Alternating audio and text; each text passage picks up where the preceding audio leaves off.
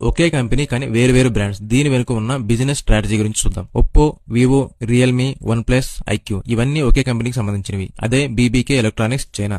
ఇదే ఈ బ్రాండ్స్ అన్నిటికీ పేరెంట్ కంపెనీ. ఇలా చేయడానికి చాలా సింపుల్ తెలివైన కారణాలు ఉన్నాయి. ప్రతి బ్రాండ్ ఒక పర్టికులర్ ప్రైస్ రేంజ్ మరియు కస్టమర్ ను టార్గెట్ చేస్తుంది. ఉదాహరణకు రియల్మీ అనేది బడ్జెట్ మరియు మిడ్ రేంజ్ ఫోన్స్ అంటే 10,000 నుండి 25,000 మధ్యలో దొరుకుతాయి. వన్ ప్లస్ అనేది ప్రీమియం యూజర్స్ కి అంటే 30,000 నుండి 60,000 మధ్యలో దొరుకుతాయి. ఇలా చేస్తే ఒకే కంపెనీకి లో ఎండ్ నుండి ప్రీమియం వరకు అన్ని రకాల కస్టమర్స్ దొరుకుతారు. తర్వాత ఫేక్ కాంపిటీషన్. బయట చూస్తే ఒప్పో వర్సెస్ వివో లేదా రియల్మీ వర్సెస్ వన్ ప్లస్ లాగా కనిపిస్తుంది, కానీ లోపల మాత్రం అన్ని బీబీకే ఎలక్ట్రానిక్స్ చెందినవే.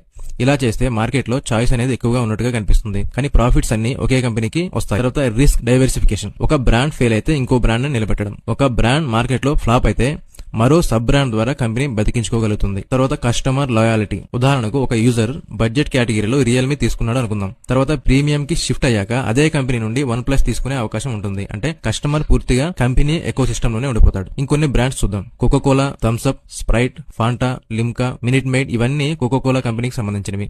మనం స్ప్రైట్ లేదా థమ్స్ అప్ అని డిబేట్ చేస్తాం, కానీ రెండు ఒకే కంపెనీకి సంబంధించినవి. ఇలా చేసి కోకోకోలా అన్ని రకాల కస్టమర్స్ ని అట్రాక్ట్ చేస్తుంది.